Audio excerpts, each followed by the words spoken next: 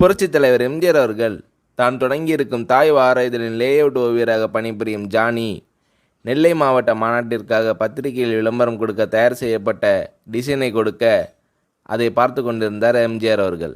அந்த லேஅவுட்டில் அண்ணா அவர்களின் படம் சிறியதாகவும் நம் புரட்சித் தலைவர் எம்ஜிஆர் அவர்களின் படம் பெரியதாகவும் அலங்கரிக்கப்பட்டிருந்தது. கோபம் கொப்பளிக்க ஜானி அவர்களிடம், இந்த கட்சி எம்ஜிஆர் திராவிட முன்னேற்ற கழகம் அல்ல, அண்ணா திராவிட முன்னேற்ற கழகம். அண்ணா அவர்களின் பெயரால் தொடங்கப்பட்ட கட்சியில் அண்ணா அவர்கள்தான் மக்களுக்கு பிரகாசமாக தெரிய வேண்டும், நான் அல்ல. அது மட்டுமல்லாமல் அமைச்சர்கள் எம்எல்ஏக்கள் பெயர்கள் கூட எப்படி வரிசைப்படுத்தி அமைய வேண்டும் என்பதை சரி செய்து கொடுக்கிறார் எம்ஜிஆர் அவர்கள். சரியென்று தலையசைத்த ஜானியை கையோடு அழைத்து கொண்டு டைனிங் டேபிளில் உட்கார வைத்து சாப்பாடு பரிமாறுகிறார் எம்ஜிஆர்.